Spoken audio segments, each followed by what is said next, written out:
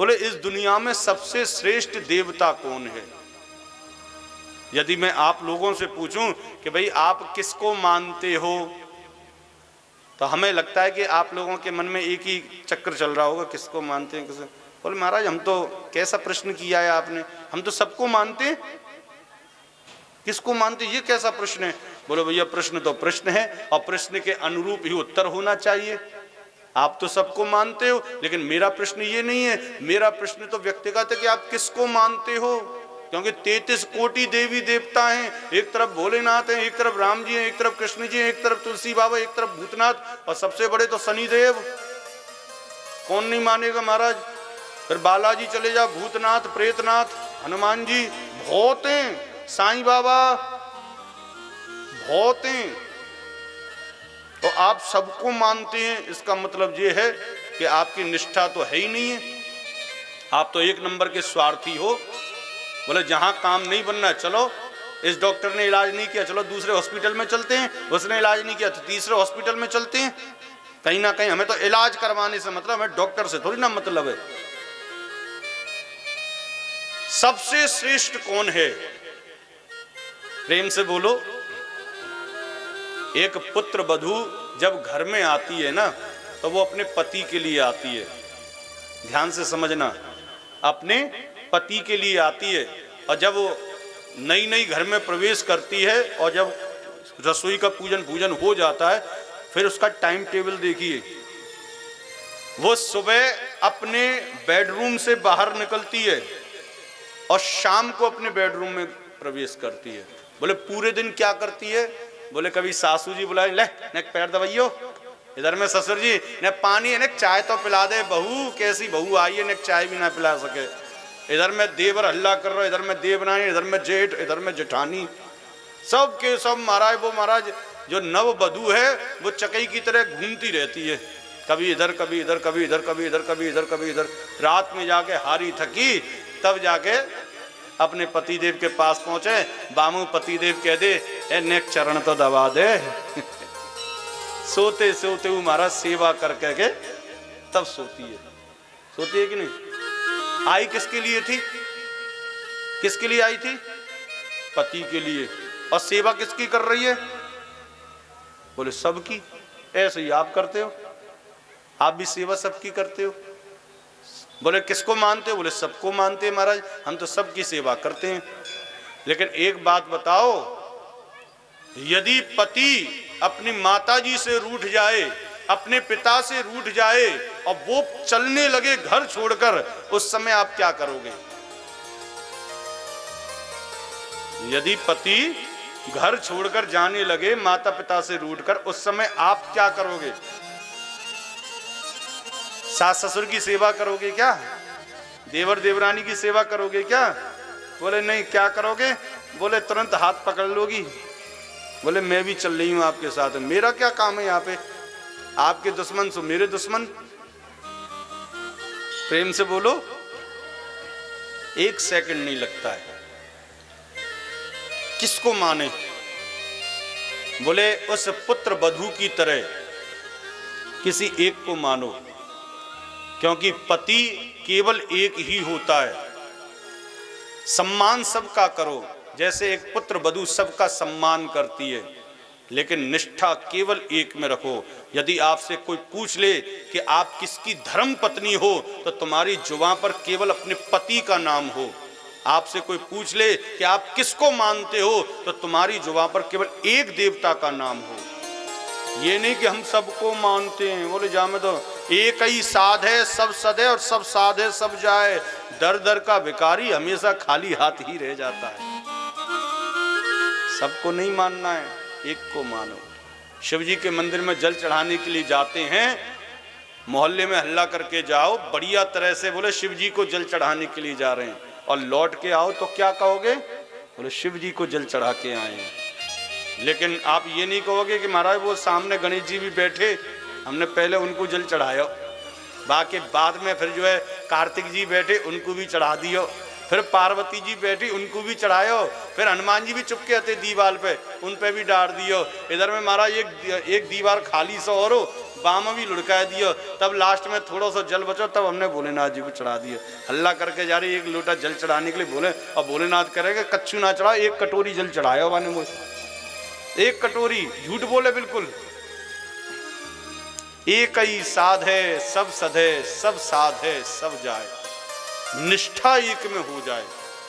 सम्मान करना बहुत जरूरी है, गणेश जी को भी जल चढ़ाओ, हनुमान जी को भी चढ़ाओ, परंतु प्रेम जो है भोलेनाथ से करो।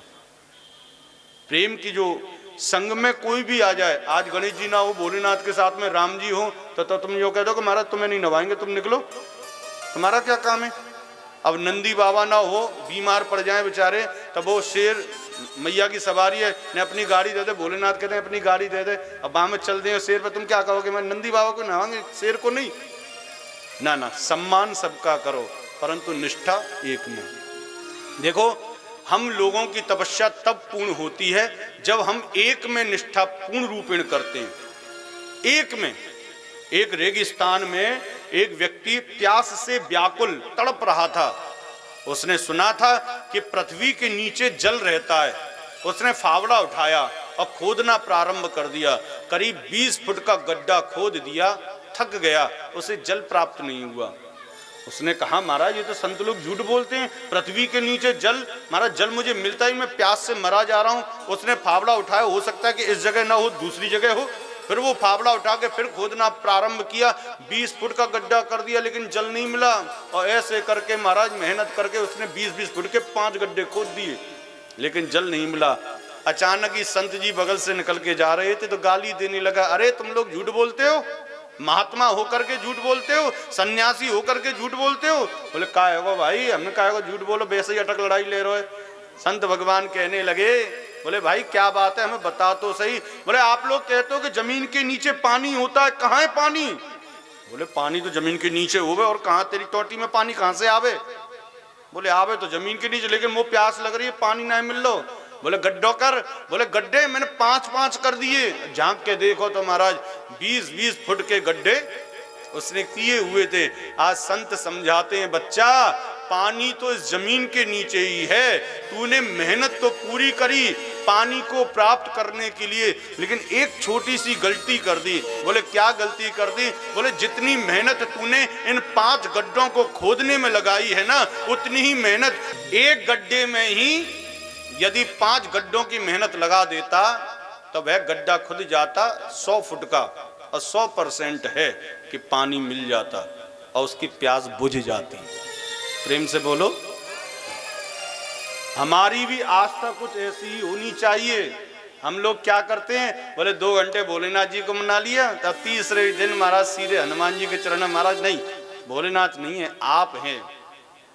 बगल में देवी मैया खड़ी हुई है, घर में मैया है, मैया को प्रणाम ना कर रहा छोरा। मैया से कह रहा हूं, मैया मैं तो जा रहा हूं। बोले कहाँ। बोले वैष्णो देवी। बोले मेरे पैर तो छू ले कम से कम। बोले तेरे पैर छूने से क्या होगा, वैष्णो देवी के पैर छूंगा मैं तो, क्या होगा। अरे हद हो गई महाराज। अरे मेन तो घर की मैया है, उसके यदि दर्शन करने जा रहे हैं तो ये समझो जैसे भोलेनाथ जी को जल चढ़ा रहे हैं तो सामने बैठे गणेश जी को भी जल चढ़ा दिया। वो तो सम्माननीय है। घर की मैया से बड़ी कोई मैया हो सकती है। हाँ, दर्शन करने जा रहे हो, मान सम्मान के लिए जा रहे हो, मैया से मिलने जा रहे हो, खूब जाओ, खूब दर्शन करो, लेकिन भैया आपकी इच्छा पूर्ति तो घर की मैया कर सकती है, यदि हृदय से उसने आशीर्वाद दे दिया तो।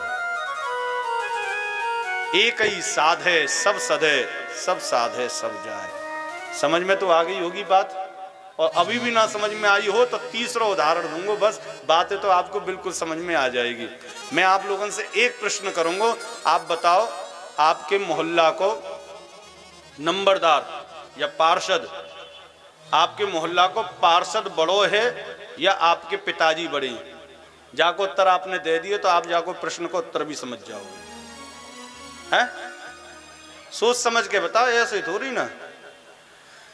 आपके मोहल्ला को जो महाराज दिन भर मेहनत करे, आपकी सड़क बनवावे, आपके गटर को पानी फिकवावे, बाहर जाके ना जाने का सफाई करवावे, वो जो पूरी मेहनत सुबह से लेकर शाम तक, नंबरदार वो जो पार्षद है तुम्हें देखे ना है दोबारा, इतनी मेहनत करे, फोन तक ना उठावे, इतना बिजी है जाए, और जब वोट मांगने की आवे आवे तब हाथ जोड़े, हाँ जी ध्यान रखिए जी, हाँ जी थोड़ा। और जैसे ही जीत जाए फिर आपके पास समय ना है, इतना व्यस्त। यदि जाके महाराज आपने फोन, अरे महाराज क्या बताऊं, मीटिंग में था, इतना व्यस्त हो गया हूं, मैं क्या बताऊं। अरे कुछ मत बता, तू ये बता, बात नालिए साफ करवावे हो कर नहीं। प्रेम से बोलो, फिर सोच समझ के बताओ, पार्षद बड़ा है कि पिताजी? पिताजी बड़े। अच्छा, स्वार्थी बहुत हो आप लोग हैं। मैं समझ गो मन की बात। पिताजी बड़े क्यों हैं?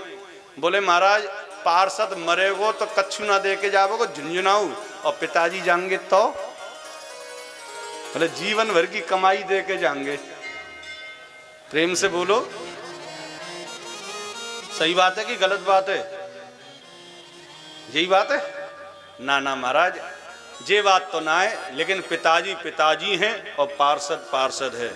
ऐसे ही भैया परम पिता परमात्मा एक, जिसको आप अपना मान लें वो बाप है, और उसके पीछे हमारे जितने भी देवी देवता हैं वो पीछे वाले हैं। यदि आपने शिव जी को माना है तो 33 कोटि देवता शिव जी के पीछे खड़े हो जाएंगे। यदि आपने माँ को माना है तो माँ के पीछे 33 कोटि देवी देवता खड़े हो जाएंगे। पहले अपने हृदय से तो पूछो कि आप किसको मान रहे हैं। अपना इष्ट तो मजबूत करो। जिस दिन आपका इष्ट मजबूत होगा उस दिन फिर आप अपनी वाणी पर देखना, कितना तेज चेहरे पर देखना, कैसी अद्भुत मुस्कान, एक शरीर की एनर्जी को देखना कि आप 6-6 घंटे बैठकर कथा को श्रवण कर सकते हैं और औघा भी नहीं सकते। क्यों? क्योंकि आपने किसी से मोहब्बत कर ली है। प्रेम से बोलो, आपने किसी से प्रेम कर लिया है। एक ही साध है सब सदे, सब साध है सब जाए।